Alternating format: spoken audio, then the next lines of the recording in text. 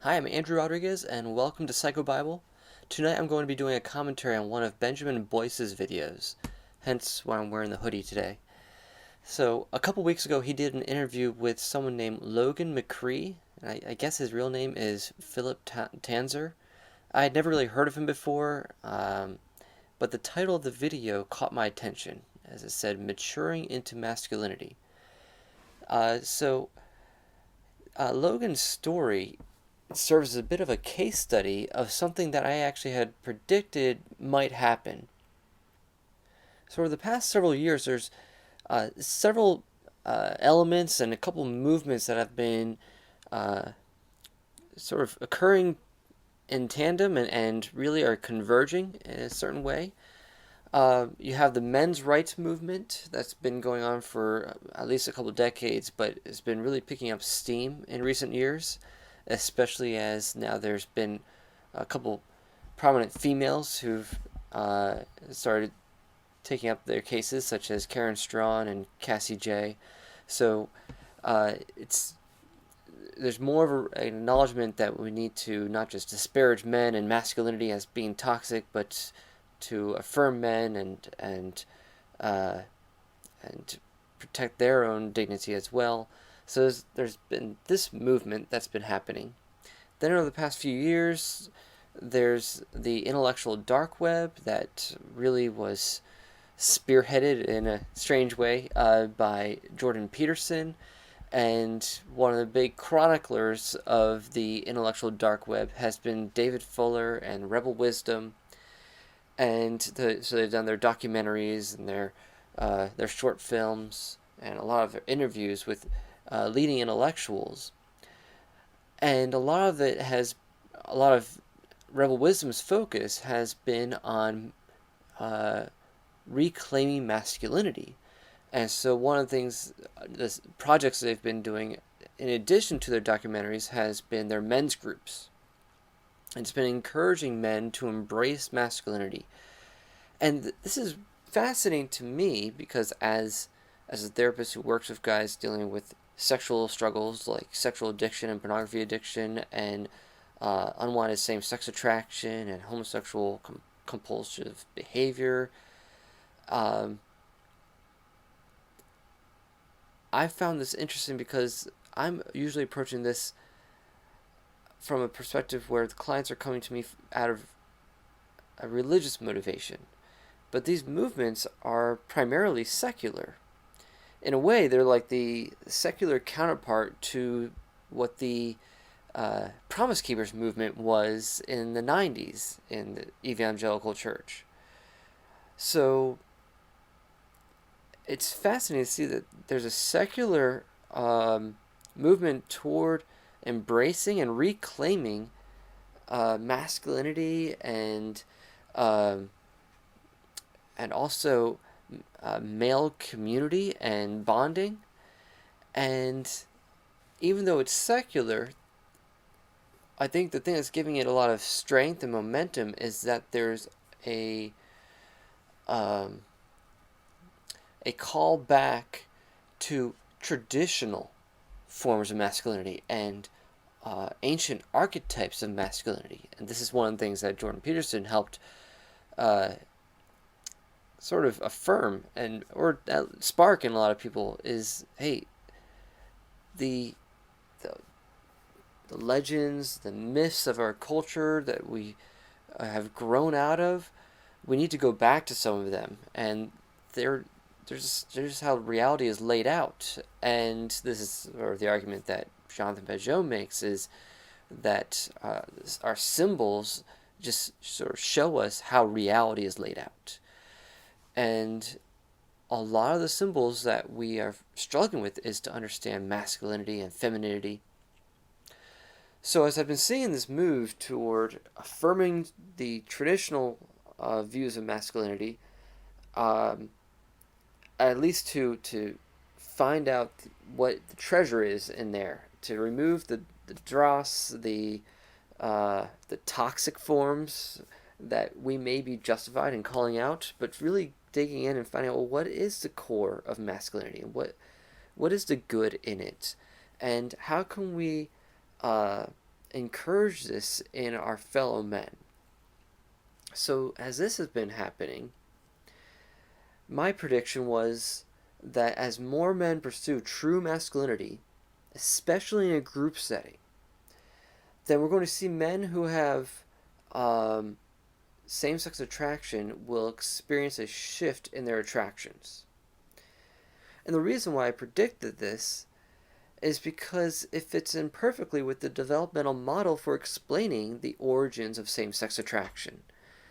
At least the interactional model, because we understand that there are multiple factors, but primarily there's no biological deterministic factor. So even though biology may play a part, it's not deterministic.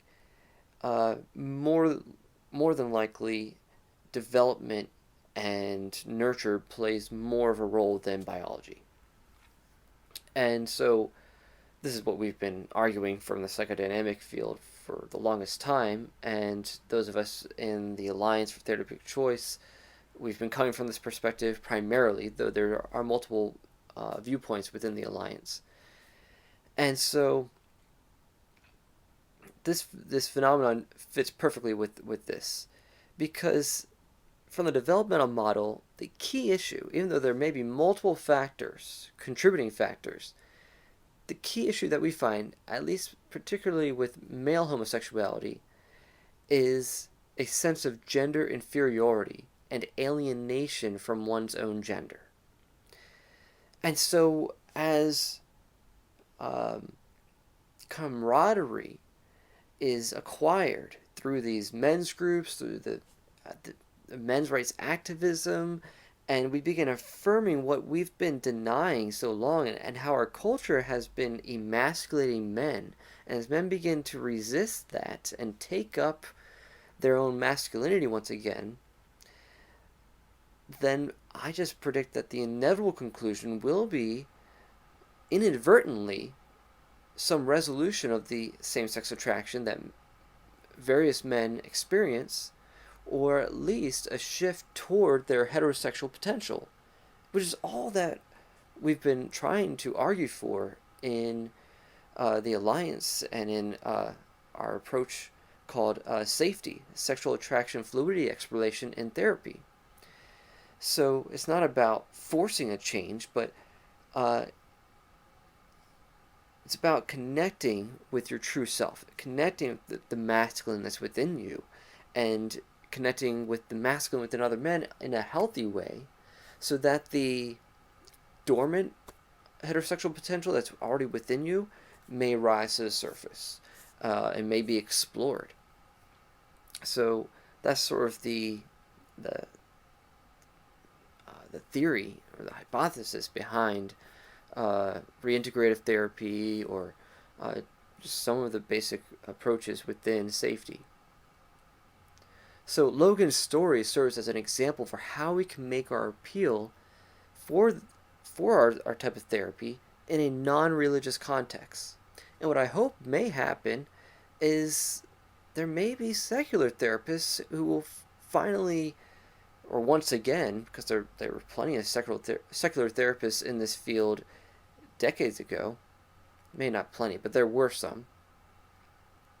But there may be secular therapists who will be open to investigating for themselves if sexual orientation can change. If there's truly sexual fluidity or attraction fluidity that could be explored through therapy. So that's what I think. If Logan's story is received well in a secular context, then hopefully this can give us a blueprint for how to make this appeal to our secular colleagues. Now, he identifies himself as spiritual, but he sort of seems as spiritual but not religious, which is funny because that's the same with the Rebel Wisdom guys doing their men's groups. It's very esoteric, kind of new agey, so not exactly Christian, and definitely not creedal Christian. And so this also may be something for us as Christians in this field, or the other types of religious counselors in this field, because we also have Mormons and Jews. But maybe it'll be something for us to realize, hey, we need to make space for secular approaches, and also space for people to explore their heterosexual potential without necessarily swearing off their homosexual attractions. Because the main difference between Logan's story from his journey and those of Christians who are coming out of homosexuality is that Christians have the moral conviction against homosexual behavior and sex, just sex in general, outside of heterosexual marriage. So there's a preclusion against homosexual behavior. But from a secular approach, there doesn't need to be this swearing off of homosexuality in order to explore one's heterosexual potential. Now, of course, as a Christian, I admit my bias that I would prefer there be a conviction against going back to homosexuality, or to keep that door open in some way, and that the reason why you're pursuing heterosexuality is because of a religious conviction, and that it's simply what's right morally. But what you'll see in Logan's story is less of a concern about the morality of his sexuality, but his own personal fulfillment, which is interesting because it's from that void that so many people in the homosexual community were experiencing in the 60s that led to the ex-gay movement in general. Now, of course, that was always, they found their fulfillment in Christ and in the Christian community. But there's nothing to say that people who are not religious, or at least not Christian, can't, through their dissatisfaction with homosexual practice, come to that same conclusion. So the problem is, this whole issue of sexual orientation and sexual orientation change has become too politicized. And this has caused both sides to polarize far too much. And I've always been against this, even though I'm staunchly on my side. And I'm a strong advocate for ex-gays and for people who are looking for therapy that matches their values, particularly their conservative values on their on sexuality. And so I'm an advocate for therapy equality and for client self-determination, and for the existence of therapeutic options other than gay-affirmative therapy. So as much as I'm entrenched there, for sure, I want to create room so that all options can coexist, and that we can just discuss this dispassionately, and that clients can have a sense of freedom without pressure as to which approach they'll choose, and they can even dip from one approach to another without it being such a big deal. That would be the ideal that I'm actually trying to fight for still. So like recently I had a job interview, and as I've been sort of hunting for a new job, fortunately I found one, but there was this one job that was really good. It would have been amazing hours, still a counseling job, and they offered me the job, but then the next day they took it back because of the work I do in this field, because of my advocacy for therapy equality, my advocacy for sexual orientation change therapy, or change allowing therapies, and because I have experience in that field. They saw my video series on the myths and misunderstandings of conversion therapy, and so they took away the job offer. And the director was very sympathetic toward me because he was a Christian himself, though the company is secular and very corporate, and they actually try to remain neutral on controversial subjects. So he gave me examples of how they try to remain neutral in general. But something he said to me stood out, in that he suggested, because of the work I do in this field, that I might have to only work in a church, or only work in a religious setting, an explicitly religious setting, or a Christian counseling center, if I want to do this type of work. And that's what I made my argument. I don't think that should be the way it is. Now, maybe I'm still a bit too idealistic, like I'm still in my 20s or late teens, but even now, mid-30s, I'm still not ready to cede that territory to the far left extremists and the LGBT activists who are now becoming quite like totalitarians. Because the reality is, clients should have the right to explore all options, and not just for religious reasons. We've been making the mistake in my field for too long of basing the reason for our existence on religious freedom. Well, guess what? The rest of the world doesn't really care about religious freedom. So and even though I think we should argue for religious freedom as one of our bases, it shouldn't be the only one.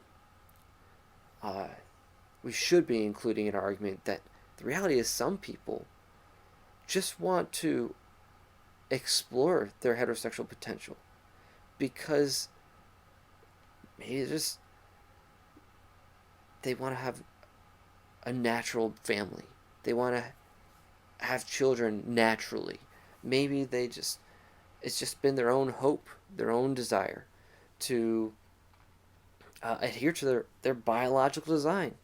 You can just make a simple essentialist argument for heterosexual behavior and union, and maybe they've always had a desire to experience it, or maybe they just want to experiment.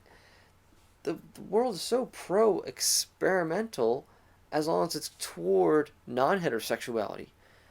But why can't we be open in the same way for people who have been same-sex attracted most of their life to be able to explore heterosexuality and not judge them or try to discourage them from getting their hopes up, but just let them try and see where it goes.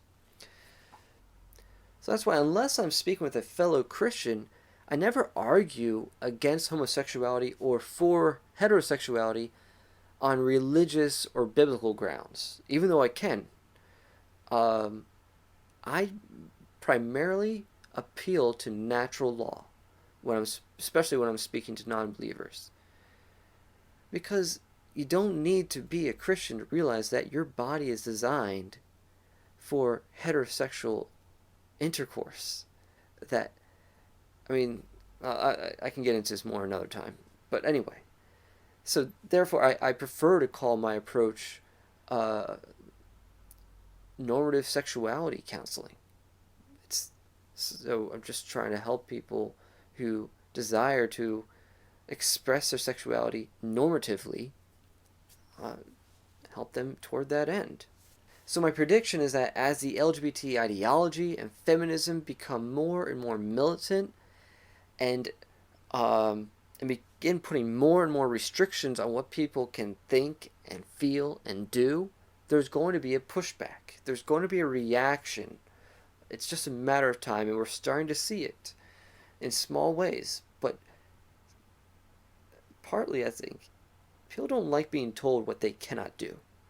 And when you begin telling people who have same-sex attraction, no, you cannot be heterosexual. You cannot change your attractions. Well, people are going to rebel against that. Their best bet should have just been sticking to being liberal and letting people do whatever they want. But no, because they've turned into their own version of Puritans, they're going to get a reaction. And so I suspect that there will be a reaction to return to traditional sexual norms. And it might not be, even though we as Christians would like to see it be for this reason, but it may not be out of loyalty to the traditions themselves or out of a desire to honor God, but because experience shows that non-normative sexuality is unfulfilling. And like I said before, this is really how the whole ex-gay movement began in the 60s. And this is what we see in Logan's story. So in addition, his story and a lot of the stuff he shares in this interview with Benjamin Boyce provides some insider insight into the gay community that contradicts the current orthodoxy. And really, he steps on a bunch of landmines, and he really doesn't care.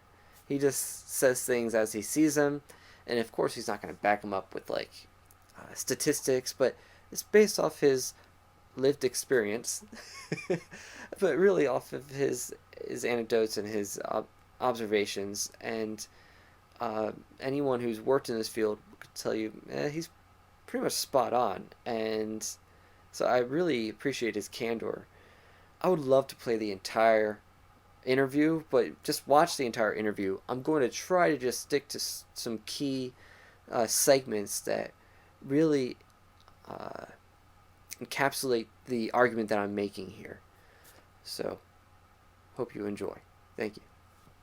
Hello, this is Benjamin Boyce, and welcome to another episode of the Voice of Reason podcast. Today's guest, alike the last guest, actually the same person in the last episode, is Philip Tanzer, or Logan McCree. And in this episode, we speak about sexuality, masculinity, men's rights, and his journey from through homosexuality into a different relationship with his sexuality. Seems kind of heterosexual at this point, or homosexual or bisexual. I don't know if the categories of that even make sense at this point for somebody like him, but we do get into this and tie his sexuality and masculinity, or he does. He explains how his sexuality and masculinity is tied to his spiritual development, or his process of becoming a fuller, richer, more wise and self-reflective human being. Okay, so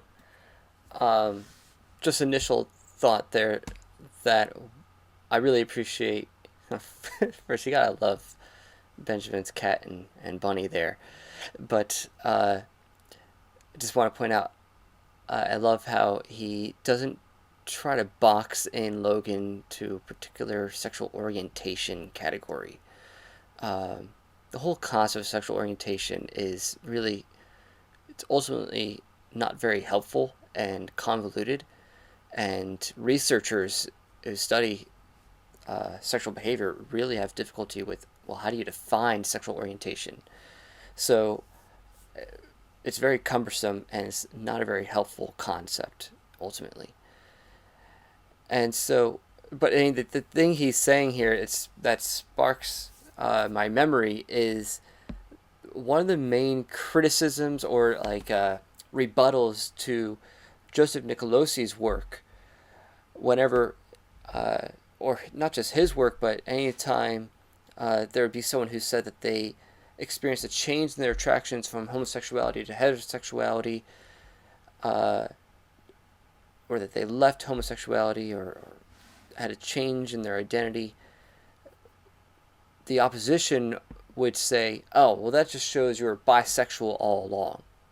And typically the ex-gays who were giving their testimony would get pretty defensive over that and try to explain, no, I literally was only attracted to the same sex, and then I went through this experience, whether it was a religious experience or the counseling, and I worked through these particular root issues and went through this process, or I'm going through this process still, and my attractions have changed, or they are changing.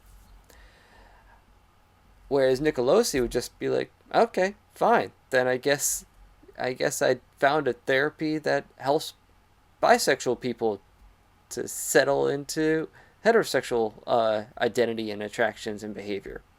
Okay. He just rolled with it. So I wish we had that sort of openness and in society in general, as well as in the counseling field.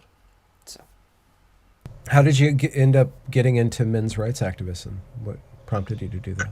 So I would say three big steps. The first step was I was a kid in school or a teenager in school, and a girl slapped me in the face because, like, another kid threw a wet sponge at me, and I caught it, and because it was wet, she got a little bit wet. So she slapped me in the face, and then I slapped her in the face. And she looked in the same strength, exact same strength, so not hard or anything. And she didn't hit me hard. But the shock on her face really surprised me. But I was like, equality? And because I don't know how old I was. I must have been like 11 years old. First of all, I had always more interest in men, and also it was, I think, before your hormones go crazy and before you treat women differently. So at that time you would still kind of treat the other gender similar to your own gender in some ways. So I was very shocked how shocked she was, and I was like, sorry, I thought that was what equality was about. If you hit me, I hit you back. If you're nice to me, I'm nice to you. So that was the On this originally, but that just this makes sense to me right now because he's talking about an experience he had on the cusp of puberty. So he's sort of describing himself at the latent stage, if you're to use Freud's psychosexual stages, where you treat both boys and girls sort of the same, but you don't really have the sexual interest or attraction to girls yet. But he already also mentions that he at this point he already was drawn more toward boys, so that hints at some early roots to his same-sex attraction. But I can't help but think how much some of these negative interactions with females helped push him more toward the attraction toward boys because they might have sort of disrupted what might have naturally been more openness toward females, at least to a greater degree than he did experience. Because he did mention that he had some interest in females, but it definitely wasn't as strong as his interest in men. So I can't help but wonder if the abuse from girls that he experienced hijacked his sexual attraction development in some way. At the age of 32, I started dating women again, and my first thought after I realized that I could have relationships with women again, my first thought was, wow, I can have a family. And my second thought was, I don't want to lose my children. Mm-hmm. And this Damocles sword was hanging above me. And also at this point, when you change your sexuality, or when you expand on your sexuality, and when you deal with women not as humans but as women from a heterosexual point of view, your whole attitude changes. All of a sudden, you're not the nice gay guy anymore. You're the potential predator. And women react to you differently. You have less freedom in society. There is much more restrictions when you're straight, I would say. And so I found this little insight that he drops here very fascinating. A couple things he mentions. One, that he didn't have a change in his attractions as far as like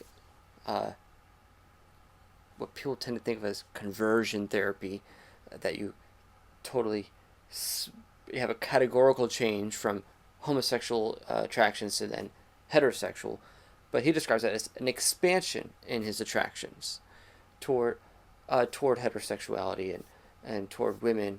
So I think that's an apt way of phrasing it, the expansion, which is, if we're honest, a lot of the men who go through sexual attraction fluidity exploration and therapy, or sexual orientation change efforts, if they're honest, it really is more of an expansion rather than a complete conversion. So that's why, honestly, we don't like using the term conversion therapy. It's a term that's more put on us by the culture and by opponents, because we're not advocating, not necessarily for a complete categorical change, but for the abandonment in behavior and identity of homosexuality, and the expansion toward what our biological design is actually truly oriented toward. Your biology is designed, your body is designed for heterosexual relationships. So, anyway, I like the term he uses there, expanded into heterosexuality. But he also offers this little insight into gay culture, and I would say into feminist culture, is that women now no longer view him as this nice gay man, but a potential predator. And that sort of hints at what is one of the core issues underlying homosexuality, and it's the passive identity. There's this is going to get me in hot water probably, but there's a deficiency in the masculine strength that particularly in our current climate culturally, may be viewed as threatening to women. And I can't help but wonder if perhaps feminism has been encouraging, or maybe inadvertently facilitating, an environment that encourages male homosexuality in order to pacify men and make them less of a threat to women. Because of all our historic abuses against women, like, there's some justification to that, even if it's just on an unconscious level. So I can't help but think about that as a consequence of the little insight he drops right there. He also drops this little insight that gay men might have some privilege, which I think he'll continue with that a little bit more, but he's finding now as a bisexual or heterosexual man that he has a little less freedom in society, at least in his way of relating to women. So he has to be more mindful and more careful with his boundaries, whereas before, which you see this all the time in chick flicks, you have the gay best friend, and like almost like gay guys get a free pass. They can touch women inappropriately or say things that a straight guy wouldn't be able to say because, well, they're gay. So they're not a threat. So they have some freedom that heterosexual men just wouldn't have. So I think it gets into a little more here. Are you saying that gay men have certain privileges then? They have absolutely. Yeah. And we definitely, I really want to make, if you're interested, I would love to talk about that in a different video with you, because for me, going the other way around, I think I have certain insight that some other people don't have. Sargon of Akkad, he did a video. I don't know if you read the article. There was an article about transgender men that were talking about their experiences after transitioning from woman to man, and that they said, oh my God, I thought there was male privilege, but actually we had privileges as women that we don't have anymore now. And I felt the same way when I actually transitioned. No, when I expanded my sexuality towards having relationships with women again. There are certain things where, as a gay man, you are not as free. That there are some restrictions by society, and then there are some restrictions that you put on yourself as a gay man or as a gay person. Like what? Could you? Not holding hands. So, for example, if I would hold hands in public, I would always be aware that I was a man holding another man's hand, and I would be aware people might look. There was an uncomfortable feeling around that. Once I started dating women, for me, holding the hand of my girlfriend, who was very beautiful, was pride. I was proud of holding her hand, and it was like, look at what I've got. So that's fascinating to me, because that sort of hints at the achievement aspect of masculinity, the accomplishment, and which is at its core, we would say that masculinity is to acquire masculinity is an achievement. So you're not just masculine by default. There are particular things you need to walk into your masculine identity as a boy and then as a man. So, but yeah, you see that there's sort of this idea of conquering and winning when you can walk with pride with the woman that you're with. That is a prize. Not that she's a trophy wife necessarily and has no identity or value of her own, but as a man, there is pride in the fact that you were able to acquire a woman who is of high value. So Sex for a gay man is so readily accessible, which obviously is a huge problem for gay men because there are no boundaries, there are no restrictions, and it's very easy to spiral down into self-destruction. For straight men, it's incredibly difficult to have any interaction with women. I'm quite a shy guy. but I want to touch on something that Logan was just saying prior to him sort of taking this little interlude, and that was that in the gay community, sex is so readily available and there's no boundaries and it can lead to self-destruction. Whereas in the heterosexual realm, even though the sexual revolution has really removed a lot of the boundaries and a lot of the inhibitions, we're starting to, with, say, things like the Me Too movement, starting to see an appeal to return to some traditional values and restrictions. I think we were for too long in denial that we're meant to have these restrictions. At least society has been in denial. Like any true Christian always understood there's meant to be some restriction in our sexual relationships with the opposite sex. But what he's saying here kind of it reminds me of an interview I had watched before with Dennis Prager. And I forget if it was an interview with someone with his... Was it with Ben Shapiro? Or just one of his own fireside chats? I forget. But he was talking about how humans, if left to our own devices, we will act out sexually in all sorts of manners without restraint. And what it actually will do is cause us to put women off to the periphery. And so what we see in Scripture, in Judaism, and continued in Christianity, is actually an honoring of women. And as we make the appeal that, no, your sexuality is meant to be contained to a marriage to a woman. And you may not be expressing your sexual interests and desires with anyone and everything.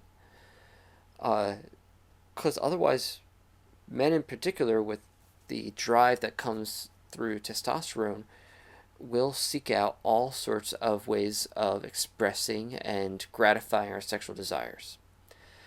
So there is a restriction that comes through marriage and the biblical sexual ethic that actually is good for us and it's healthy and it's protective not just for us as men but also for the women.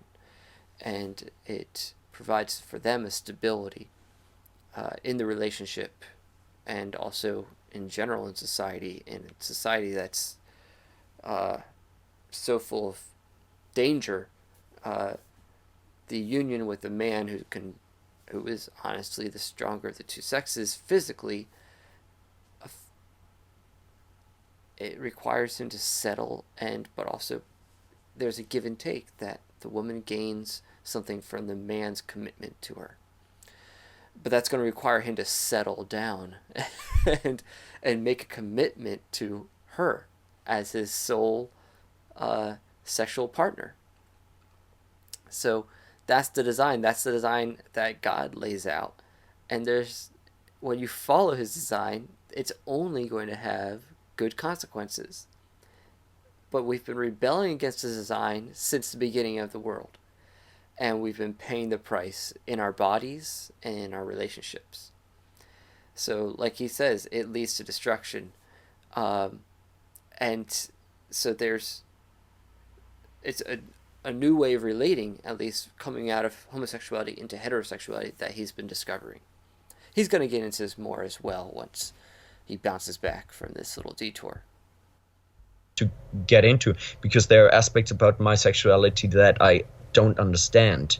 I don't like the LGBT community, or aspects about the LGBT community, like the promiscuity, the fact that drugs are so readily available and that it's not criticized, superficial attitudes that if you're gay you have to follow certain lifestyles. And my dislike towards that I can understand, but there is something about gays, lesbians, and transgender people. When I interact with a lot of them, I like them as people, but there is something uneasy. I feel like there's something wrong, and I have in parts the same feeling about me, and it's not that it's a bad thing. So I'm quite thankful for the brokenness inside me, because it taught me many lessons. But I think that almost every gay individual that I've ever met had a certain amount of brokenness within them, and I don't know if this brokenness comes from not fitting into society, or if the brokenness was there before, and if the brokenness is actually why they express their sexuality gay, or do you know what I'm talking about? It's I know what you're talking about. And it's not just gay people or people with same-sex attraction, but we live in a fallen world, and since the fall, all of our sexuality is broken. That's why I just find it so ridiculous when, say, one of the common complaints or rebuttals against reparative therapy that from our opposition is that, oh, you want to repair us, even though they're misunderstanding the nature of the term reparative therapy, hence why they just discard the term, and it's now reintegrative therapy. Because reparative therapy is named after the reparative drive that is behind the homosexual attractions. Anyway, what the vocal opponents would say is, we don't need to be repaired, we're not broken. And there's such a neediness there to self-validate, or actually to demand of others to validate them and deny their own brokenness, instead of acknowledging, yeah, we have some brokenness, but we don't want your solution to it. Like, just admit that. Because the reality is we're all broken. I have brokenness. I have my struggles with maintaining my own sexual integrity and lust. That's part of being a man. So we're not saying that they're so broken that they're unlovable and unworthy or unredeemable. Just their brokenness is expressed in a particular way, and those who've come to acknowledge it, they want to be able to seek help in dealing with their brokenness. But the key thing here is he's begun to ask the question that so many others will not ask, because of the fear of retribution. And that is, well, is the brokenness due to society, stigma, which is what the opposition is so quick to say? Well, yes, we see all this comorbidity with other disorders among the homosexual population, but that's all due to stigma. And such a quick answer. And yet he's like, maybe it's not just due to that. Maybe this brokenness was there already. So that's worth exploring. Masculinity doesn't come as natural to me as to some other people. I think I have to work for it. Yes. At one point where I'm like, yes, it doesn't come naturally to you. Because the reality is, like I was just saying earlier, the truth is, for every man, masculinity is an achievement. Now, he is correct in saying that it may come more natural to others, because it's something that you acquire primarily through osmosis. Your father becomes the gateway, your other male role models, your male siblings, your peers become more the environment in which masculinity is absorbed and modeled on such a pre-verbal and unconscious level. But if there's a breach there in those relationships, then the longing becomes more heightened. Then as puberty arrives, this longing becomes sexualized. But there's always this desire for association with one's own gender. And it's as one identifies with that gender and it becomes validated in that group that the masculinity is achieved. And so yes, for some people it comes easier than others, or you could say maybe the majority of people it comes easier.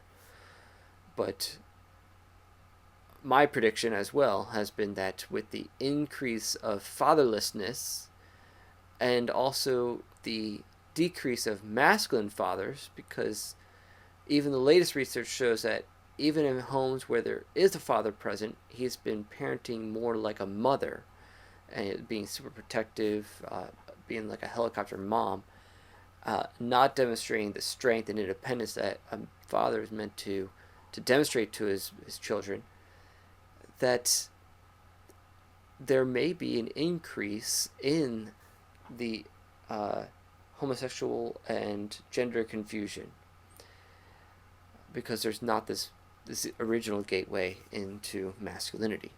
So that's been my prediction for a little while, and I think it's been actually, there's some preliminary data that's showing that may be true. I think the current stats are that there are more people identifying as lesbian or gay or bi or transsexual. You have to ask yourself, who am I as a gay man? What am I? There are no normal role models. There are very, very few masculine gay men. Okay. And that's a key point right there, is as a gay man, you're constantly having to question your identity. And there are very few masculine gay men. Well, that's what we would predict from the developmental model, because at the core of homosexuality is an alienation from one's masculinity. At least depending, there's different types or stages of homosexual identity development or attraction development.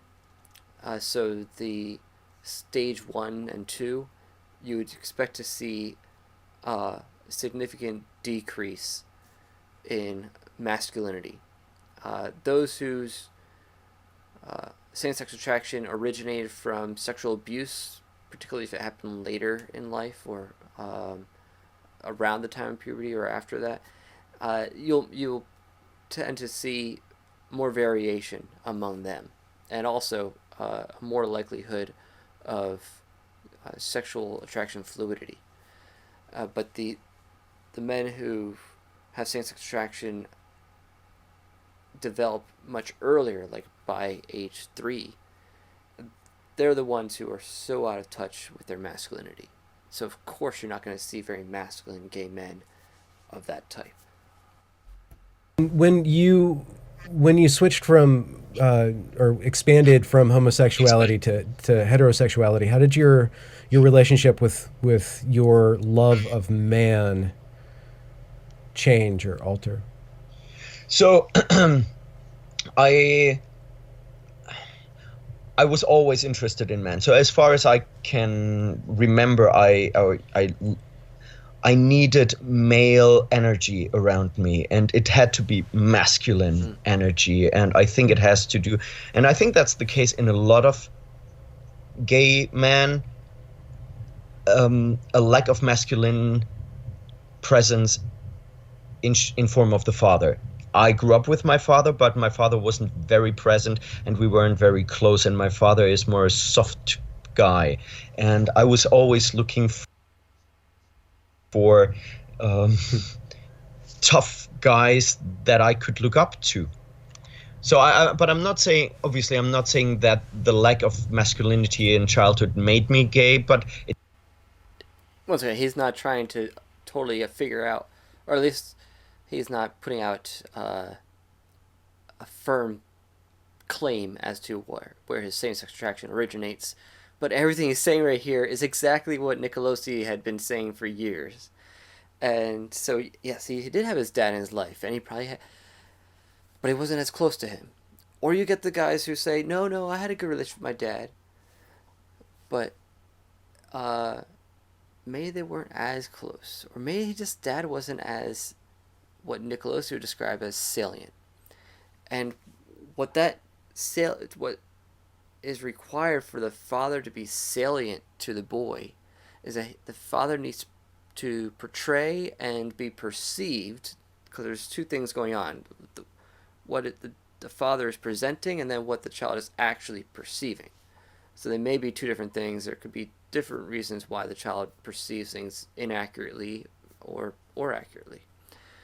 But for the salience to be there, the child needs to perceive the father as two things: strong, which means not just physically strong, but it could mean competent or emotionally strong, capable, responsible, powerful, as well as benevolent, safe, caring, gentle, encouraging, fun, engaging. So there needs to be those two things, that this is a man who I can trust to protect and inspire me to grow in my own strength, as well as someone who in his strength is going to use his strength to care for me and not harm me. So if his father is soft and weak, he's not portraying that strength that he longs for. Just as like we have other guys who their father is strong but he's not caring, and so he becomes more of a frightening figure. So the child develops a defensive detachment away from the father, to protect from being hurt, or just protect from the fears associated with the father. But it seems in Logan's case, dad just simply was present but soft. So not someone who was salient to him, that inspired him. So what did he look for? He looked for that masculine strength in other men. Now he would say he doesn't think this, or he's not claiming at this point that that's where his SSA developed. But he reveals so much in this interview that I think he actually could connect a lot of dots. It definitely influenced my sexuality, because I was always looking for a very manly man. And I don't know to what extent I was looking for the man that I wanted to be, or a comrade, or a father figure. It's I was definitely looking for a father figure, but at one point this and sexuality starts to blend into each other, and it's very difficult to separate where you wanted a father figure and where it turned into daddy issues. And It all gets so confused. Which, interesting, the word confused, fused with. So there is this legitimate need for identification with the father, with male peers, and at the same time, because there's not the identification, and it's through the identification that we then get a sense of our own self. And so he's like, well, do I want this person who represents who I want to be, or do I want them for the love they can give me? there's a confusion there and a puzzle to solve. So that is so. I was just talking about this with one of my clients just yesterday. So this is the dynamic he's discovering in his own life as he is exploring the roots to his own same-sex attraction. So this fits kind of some classic forms of SSA. But even when I was a teenager, I called myself asexual with a tendency towards men, because I didn't really want to have sex with men, but I knew that I was drawn to men. And people started to say, "Oh, so you're gay?" And I'm like, "No, I'm asexual with a tendency towards men." "Oh, so you're gay?" And I'm like, "No, not really." And they're like, "Oh, you have to be proud to be gay. Come out." And I felt very pushed by society to identify as gay. And it wasn't the gay community that did that. It was overall community, because, and that was 25 years ago, but it was so gay positive. It wasn't gay neutral. It wasn't, well, it doesn't matter. It was like, oh, it's great. And you should do that. Nobody said, well, if you like man, that's fine, but maybe one day you're gonna like a woman, and that's also fine. That it seemed like that wasn't an option back then. I think that has changed a little bit. I'm not a huge I don't think that's changed. Maybe where he lives, but if anything, there's I mean, I hope it's going to change toward that. But no, right now there's such, what he experienced 25 years ago is what we're experiencing more and more now. So coming from Europe, maybe they've reached a saturation point. So maybe they started going down this path earlier than in the U.S. But it's definitely at the point where we are affirming earlier and earlier at earlier and earlier ages. But it's one of the key things he says there is it was drawn toward men, but it didn't want sex. And that's so enlightening right there, because the reality is, at least the guys I work with, the guys that pretty much all the people in this field work with, they don't really want the sex. It's not, the sex is just the substitute to what they really want. What they're really longing for is some deeper connection, deeper identification. They want to acquire masculinity for themselves through this other person.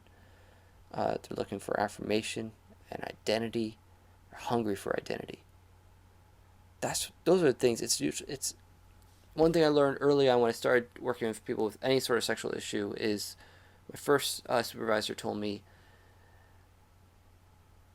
that as you get to know people, you'll find that sexual issues have non-sexual roots, and that's so true.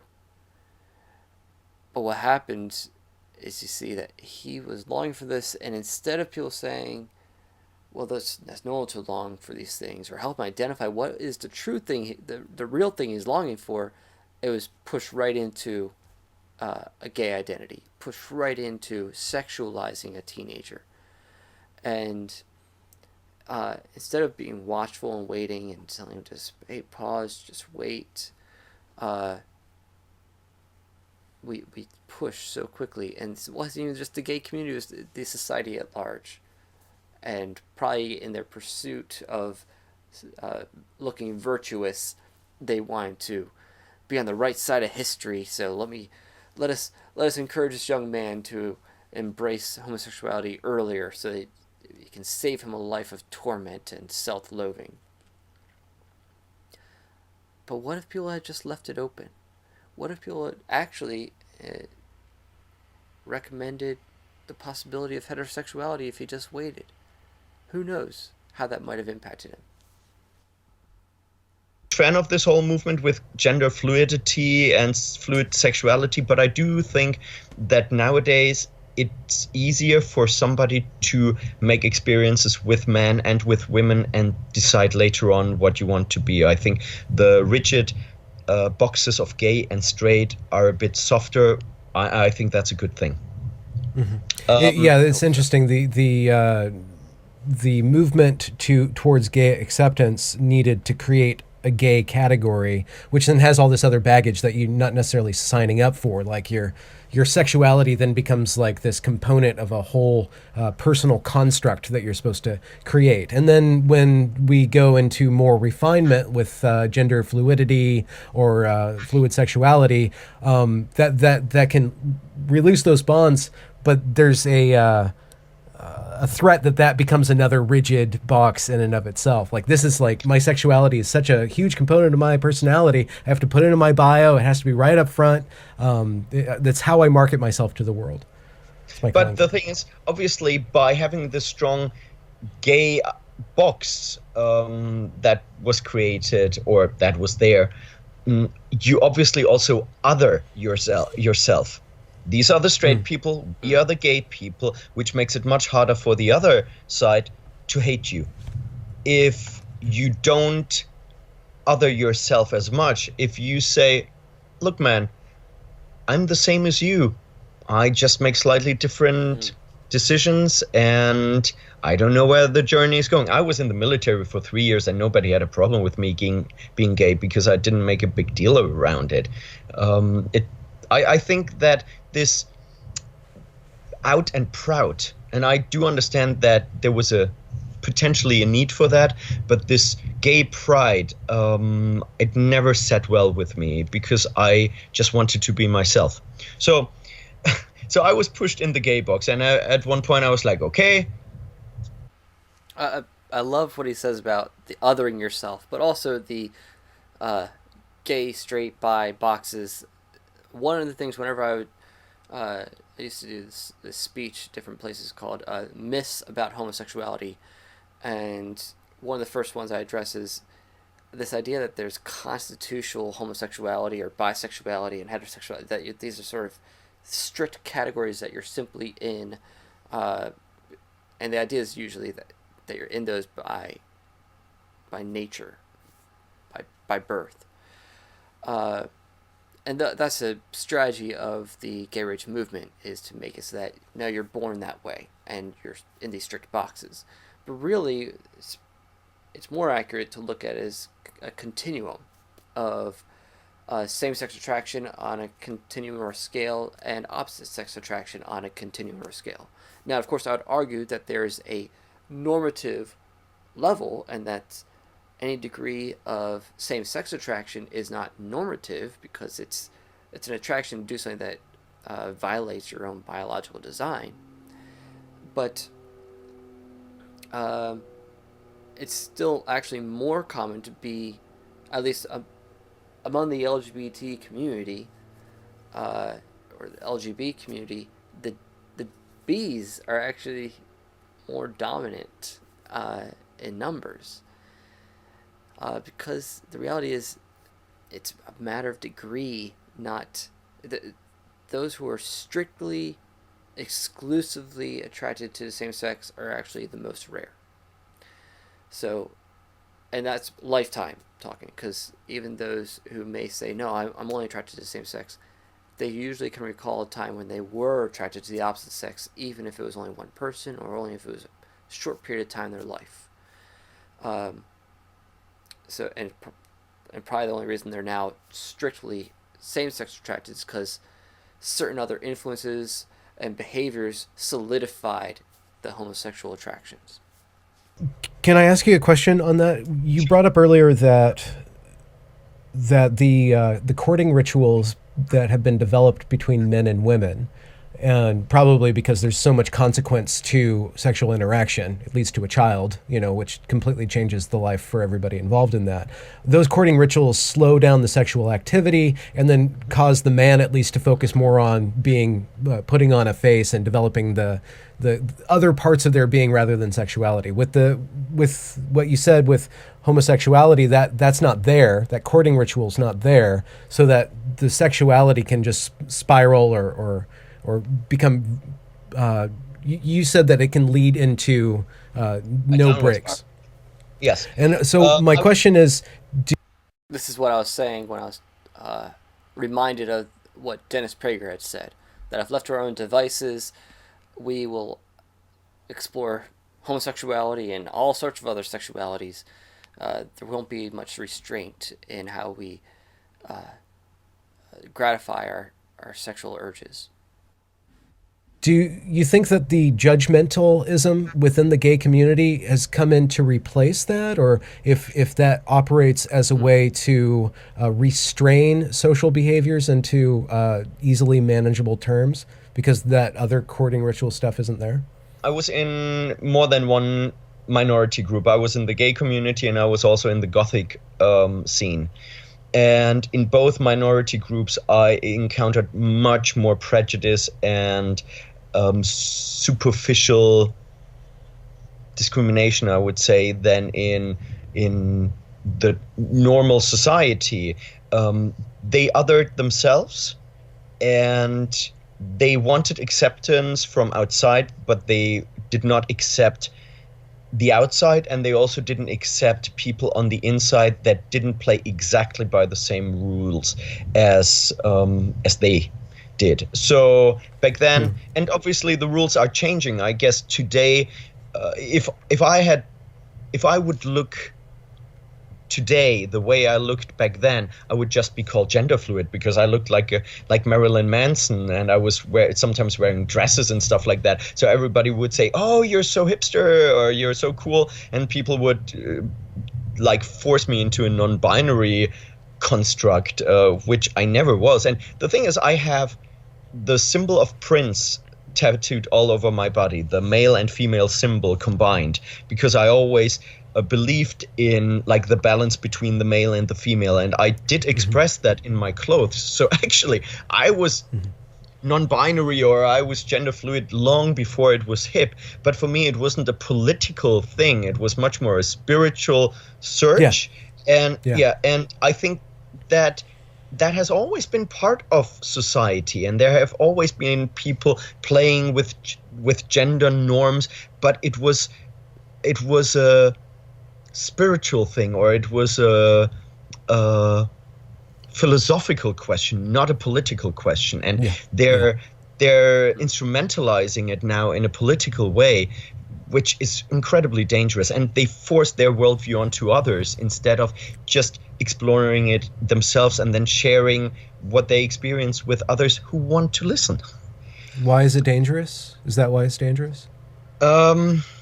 It's dangerous because our society needs stability. And so, for example, our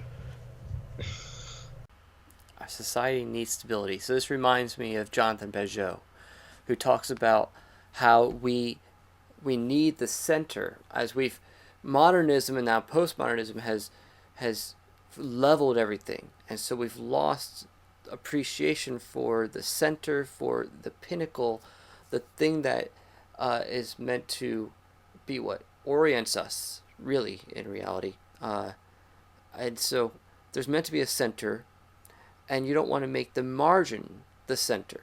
But what we're seeing now in society is something totalizing. You see Jonathan Pageau really explain this more fully in his recent video about the symbolism of 666. And it's about a system that accounts for everything, including the margins. And so it's trying to bring everything into the center. And that's just not the way it's supposed to be, and it doesn't work. There needs to be a center. And so that means there's going to be things that are excluded, or at least are on the periphery to some degree. So what we're seeing in the LGBT activism is trying to normalize, not just bring acceptance and tolerance, but to make what is clearly not normal, what is clearly a deviation from our biological design, and from just common sense in a lot of ways, to make that the center, and to make that just as normative as heterosexuality and cisgenderism. So that's the agenda, is not to just acquire acceptance and tolerance, but it's to totally change the definition of what is normal.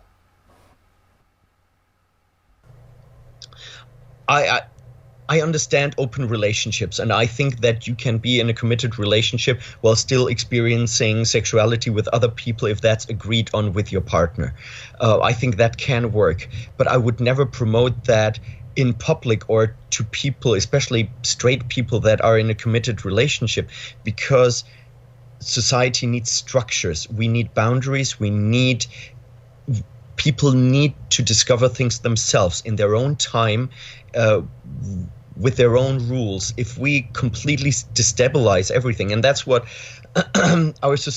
obviously at the moment we don't have any values in our society, and the deconstruction of values might work for incredibly evolved people, very, very intelligent people that dive into this deconstruction to find the value of rules and structure. But for the rest of society, you just throw them into chaos and they have no idea what to make of it. So that's why I think it's dangerous. Mm-hmm. Exactly. And this is what religion has been doing for centuries. And now we're in a post-religious, post-Christian society that has been throwing off all restraint. We've been doing it since, decades. And we're now reaping the consequences of this sexual revolution. Now we don't even know what is normative anymore. We don't even know what the purpose and meaning of our bodies is. Do you think that the push for LGBTQ rights has kind of morphed or been hijacked? Like the push for rights has been hijacked by this destabilizing force? And is there a difference between pushing for rights for these individuals or pushing for acceptance and still accepting that heteronormativity or the gender binary is actually more fundamental and I think so. What happened was that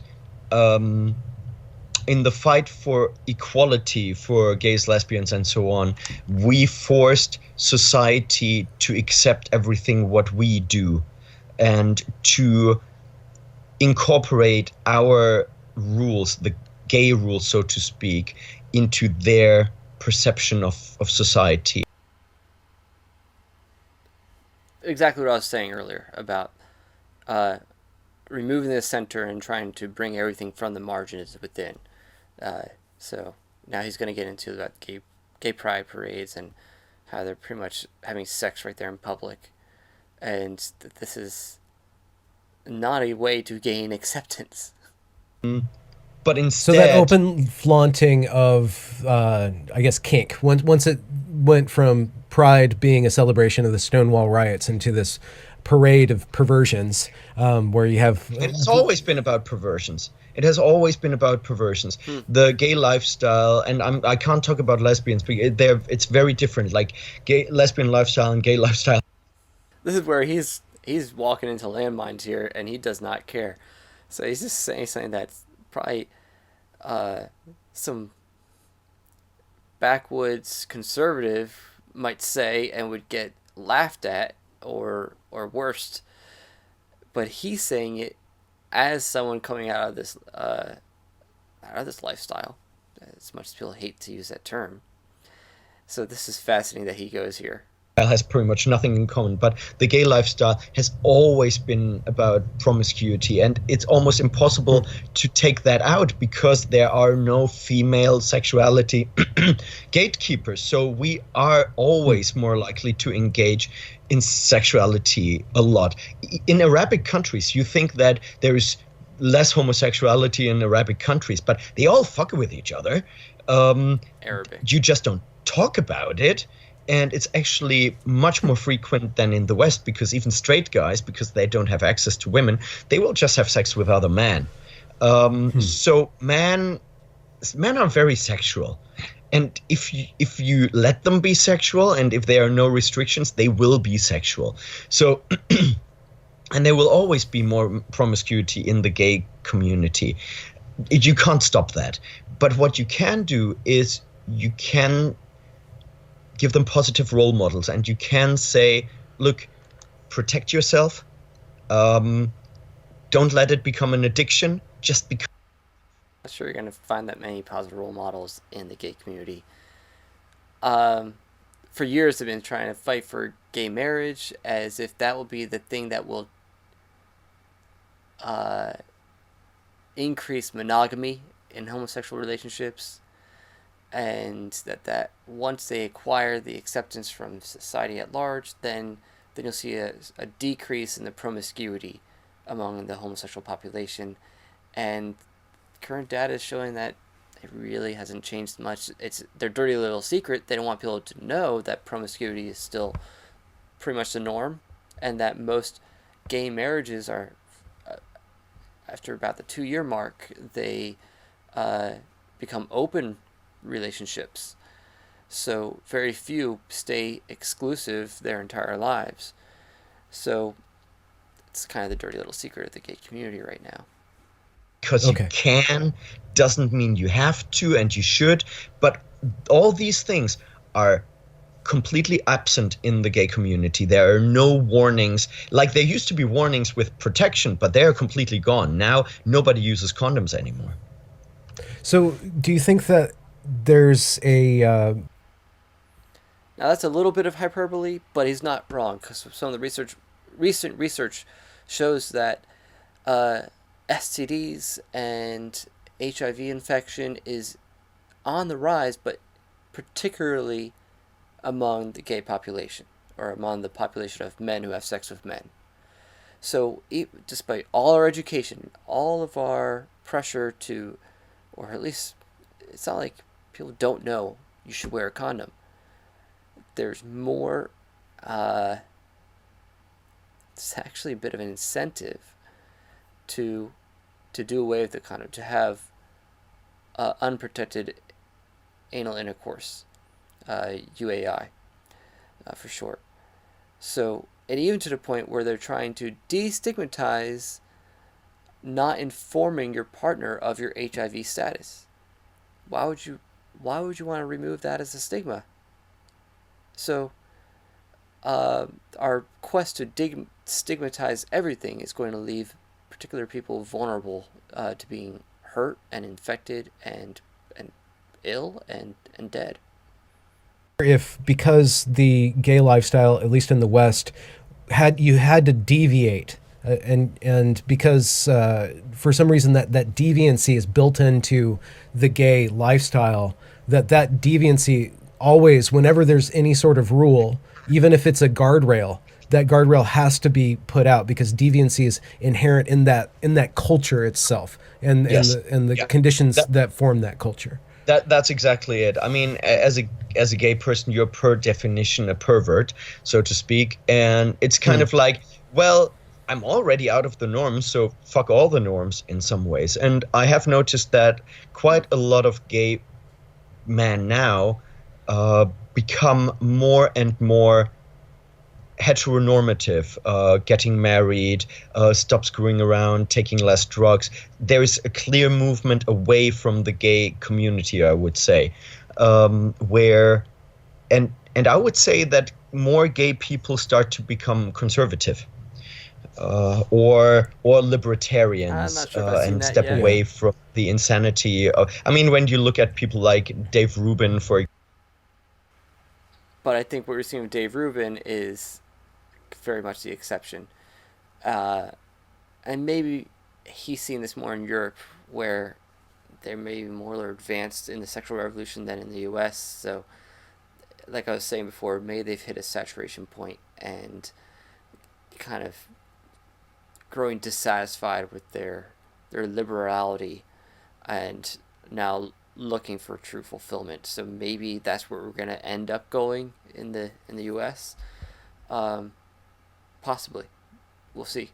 During this whole time, it was very clear to me that a relationship with man didn't make any sense to me, because for me, I'm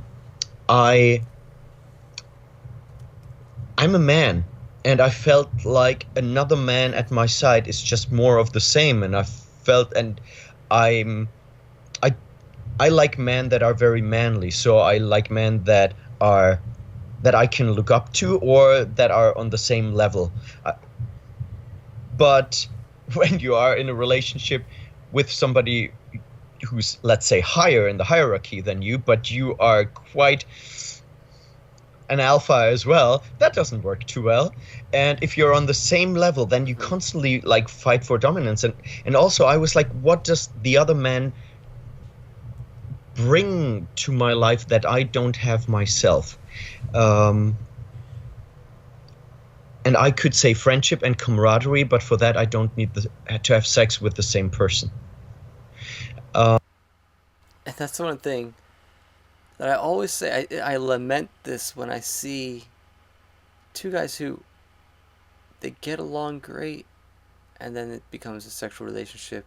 It's like, wow, you could have just been friends, and now you're using each other sexually to meet this void in your lives, when it could have been a friendship that was just healthy and fulfilling in its own way. So it's so sad to see that. But he hints here, this is one of the key points in this talk that is evidence of what I was saying at the very beginning, that you got another man who can't offer what a woman can offer. And if he's masculine and he's higher up the hierarchy than me, but I'm also an alpha male, then I'm not fulfilled. That doesn't work. And if we're equals, then we're just vying for competition. What is that? See, homosexuality requires there to be a sense of inferiority for that relationship to work. Oh gosh, I'm gonna get hot water for that one. But the way he's explaining it is that the confidence in his masculinity is at odds with the homosexual relationship. So there's no longer a void that the other man is fulfilling for him. And it's too much of the same, he goes on to say. So it's like, well, I can have this guy as a friend or a comrade, but I don't need to have sex with him to get those things. That's not what you don't get sex out of a true friend. Sex out of someone who's your partner sexually and maritally. So the other can't bring anything to your life that you don't already have, and that's the conclusion he was arriving at. And it's so poignant. So then he goes on, he's explaining this sexual encounter he has with the female. It's not an ideal circumstance and not a moral one. He went to a brothel to try to explore heterosexuality, and so he's describing that, but it does begin for him a new way of relating to women. And then afterwards, I had this thought, oh my God, that was really nice. I really liked that. And then I started to see women differently. And shortly afterwards, I was at a photo shooting. I was working as a model for like a fashion photo shoot, and my makeup artist, she was flirting with me, I was flirting with her, and bam, all of a sudden I had a wonderful girlfriend, like almost like in a movie. It was absolutely amazing. It was great, and unfortunately we're not together anymore. But how was it? How was the quality of the relationship with being in a relationship with a woman? What did you access with your own personality that hadn't been going on? So she had quite a few. He became more of a man. That's what tattoos, and there. She listened to metal and stuff like that, and she was a strong, independent woman. So she was a tough woman, but still very feminine. And when we entered the relationship, you could tell that she became the woman she wanted to be, and I became the man I wanted to be. Because as a single, I think you kind of have to play both roles. You have to be a bit of man and a bit of woman all the time. It's especially for single parents, for example, they have to play both roles, but you do the same thing when you're just a single. And being with her, I noticed that I became more masculine, and that how much I enjoyed carrying the bags for her and opening the door and just being a gentleman. And she didn't expect any of that, and she wasn't weak because of that. It just it felt incredibly natural, and we were 100% equals. It was amazing. It was absolutely beautiful. Kind of a yin yang situation then. Yes, 100%, 100%. And that's when I experienced that, I was like, oh, that's why a relationship with a man didn't work for me, because it was the same. There was too much sameness, and I need the otherness of the woman to actually so that the relationship creates something unique, something that hasn't been there before. And to me, That's the complementarity that we're talking about. That's what Scripture is talking about. That's why God made us male and female, and the two become one flesh. It's the joined together of what used to be one. Before there was two, there was one man, and God took the woman out of the man and bifurcated the human species into male and female. And so when they come together in union, sexual union, and in marriage, it's a reunion. It's a reconciliation of the two complementary aspects of humanity. So it's something mystical, it's something biological, something spiritual and emotional. It fits. It's a reason why it felt different for him. Now, this isn't the experience of every person. So every guy with same-sex attraction, the solution isn't, well, go ahead, go have sex with a woman, and now that'll fix it.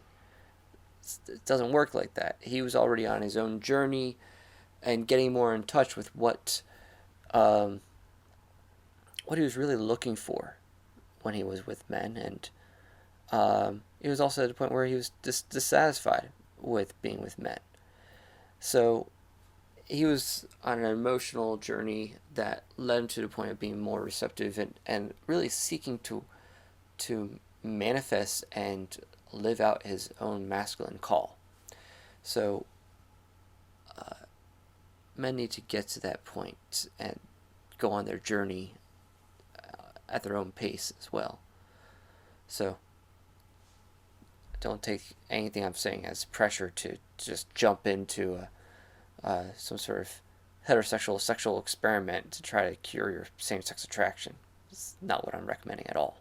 Me, I would love to have children, and to me, having children is the only real wonder in the world that we can be part of. The fact that you and somebody else create something together that is a mix between you and the other person. I think it's just absolutely beautiful. That's theology of the body. Everything that he's saying is exactly what we talk about in theology of the body. There's a video in one of my playlists of Christopher West talking about how it's the man who gives to see, the woman who opens to receive. And in doing that, that's what God does. It's a reflection of God's relationship to us. He's the initiator. He's the beginner of all life. And we are the ones who open to receive the seed from him, so that what? So that in that union we can birth new life.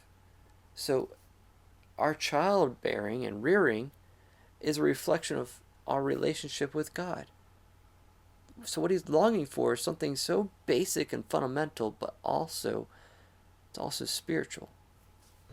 And earlier you said that there was a component of your homosexuality that was in seeking a father or trying to find a father outside of you. When you, I don't know, it didn't seem like you converted to heterosexuality, but You still love me. So there he is, Benjamin. still using the propaganda term conversion, like conversion therapy. That's like, once again, those boxes, straight, gay, bi, and so change means complete categorical change. And so he's trying to wrap his mind around this, and whereas Logan is coming from the perspective of it's a continuum, it's an expansion into heterosexuality, not a conversion. So now, if he were to become a Christian, there would have to be a point of renouncing the homosexuality. So even if there may be still same-sex attractions, they would have to be renounced and done away with as far as behaviorally and relationally.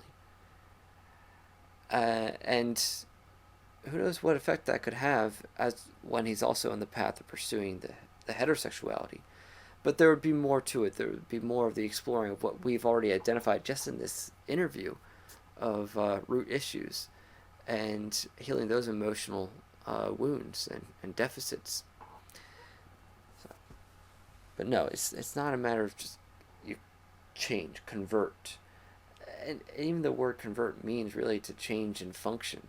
So, yeah, you could say he converted in a way because he's functioning now heterosexually. But it doesn't mean that his attractions completely changed from homosexual to just exclusively heterosexual. And it doesn't need to completely change in order for you to claim that they've changed, that your sexuality has changed. Because the fact that he's expanded into heterosexuality in both attraction as well as behavior is significant. If only we would view that as significant for every other person who claims to be an ex-homosexual. Okay. Are you a spiritual person? Yeah. Okay. So I need to go into a little bit of spirituality, and I'm well aware that a lot of what I'm talking about might just be delusions and stuff like that. But if they are delusions that served me very, very well through my life. The spiritual but not religious. And so when you're not grounded in scripture, there is that risk of these insights being delusions, unfortunately. But what you'll see is actually he's onto something. I have a very strong connection, or I feel a very strong connection to what I would call God. And I always felt this connection. But ever since I was a kid, my father issues were also spiritual issues. In some ways, because I didn't feel like my father's son. I felt like my mother's son, but I felt that my father abandoned me. And in that context, I would call Father God. But I was absolutely fine with this abandonment because I do not come from a religious family, so I wasn't indoctrinated. All of this, what I'm saying here, really just came out of me, as far as I know. And you felt abandoned. Yeah, and I was, but in an okay way. I was like, well, I'm here. I have a job to do. I've always felt like I was born for a purpose. I'm down here. I have a job to do, and at the end of my job, I will go home. I will return to where I belong. But this lack of father was always there. And I was looking for it in other men, but I was very well aware that looking for that was looking for a substitute for the real thing. So I was aware of that. I had a couple of traumas as a child, I would say, but I was always a fighter, and I always said, well, that's a trauma. Look at the trauma. That's fine, but you can deal with that and you can move on. So I moved on, and I always said to myself, at one point I will sit down and I will take off my armor the armor of a warrior, so to speak. That, by the way, that's why I'm so heavily tattooed. And I will heal. I will let the inner child heal, so to speak. Yep, I'm following you. And what he's talking about there is actually about the different modes of masculinity. And in Hebrew, there are different words for man. And from the ages of a young man to full stature at age 30 is development of the warrior. And you're not considered a true Gibor, the word for warrior, until age 30. And that's when you sort of reach the peak, and so you have battles to fight. And these battles are of all sorts of different natures. When you've been through trauma, you begin fighting those battles earlier than you should. And he's shared that he's had a number of trauma or traumatic experiences. And so he's been battling for a while. And at some point, he's going to need to take the armor off and heal the inner child. And I really pray he does. Because the other mode of being a man is the word Enosh. And that is man in his mortality, man in his woundedness. And that's the wounded warrior. So he's really shared quite a bit about himself in this interview, and I hope that it can be useful to others to better understand sort of the nature of homosexuality and the roots of it, as well as what some of the underlying theory is behind what we do in counseling for unwanted same-sex attraction. And so I jumped into the comments section and I made this comment. If only most LGBT people thought like him, there wouldn't be such vehement opposition against people who wish to leave homosexuality or wish to explore their heterosexual potential. And so one person said, the thing is, most do think like him, but the world only hears Twitter. I don't think so, really. Not in my experience, but that would be nice. And then he's got the username The Uncanny X-Man, or at least at this time he does. And so his reply was, I wish that was possible. There should be courses that help men that love men to also explore their heterosexual potential without pushing them into something that doesn't feel right and without demonizing their homosexual feelings. So he's looking for, once again, the secular approach. And I really like the term men that love men. I don't quite agree with it in that men who are having sex with men aren't really loving the men. They're using them to meet a narcissistic need. But at the core, though, it is indicating that there's a good and healthy desire for connection with other men.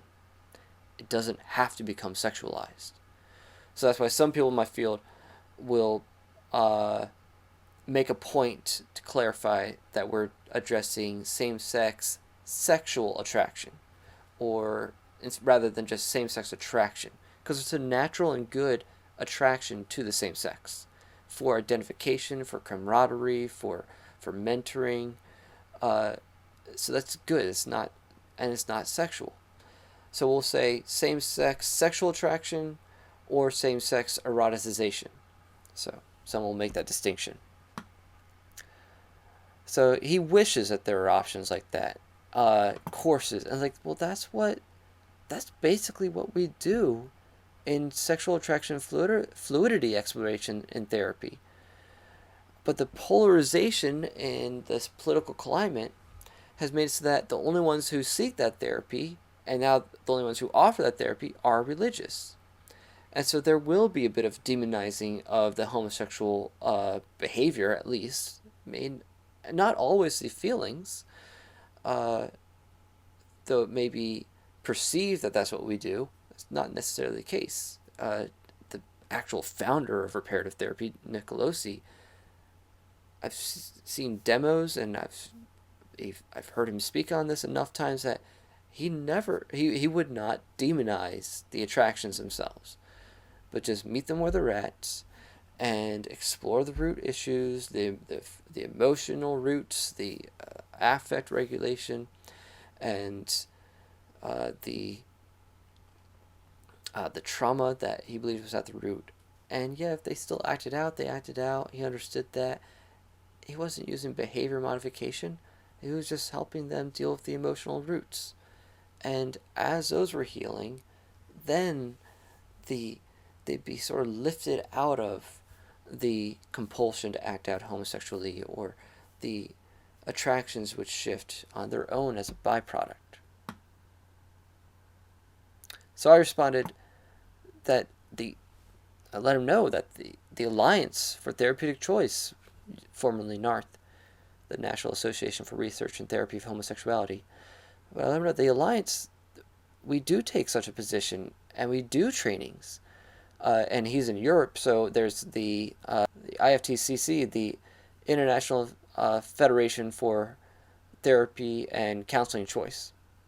But we're demonized and misrepresented.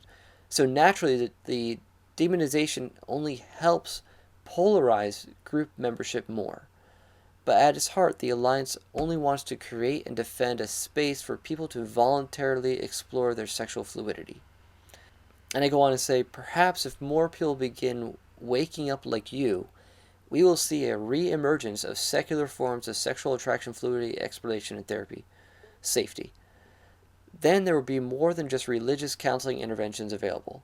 I've had some people contact me, this is true, I've had some people contact me who've seen my videos on YouTube, looking for help, and unfortunately,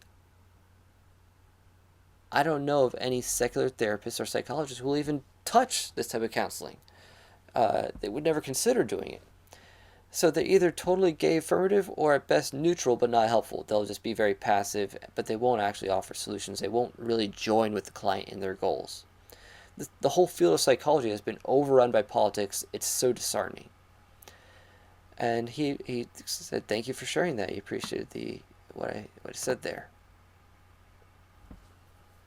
There was another comment thread I was in as well, but this video has gone on long enough. There's so much to glean from this interview, and so many insights that he offered from his own experience, and from his own observations of the homosexual community, that I wish more people would take such an approach and at least listen to him, and without jumping to shut him up, but just listen to his experience and see, could he be onto something? So I just hope we can get to that point one day where we can discuss this issue dispassionately and be willing to allow people to explore their options. Hopefully that'll happen. All right. Please, if this sparked anything in you, join me in the comment section. If you like this, share it. If you haven't subscribed already, please do. And I'll see you next time. God bless.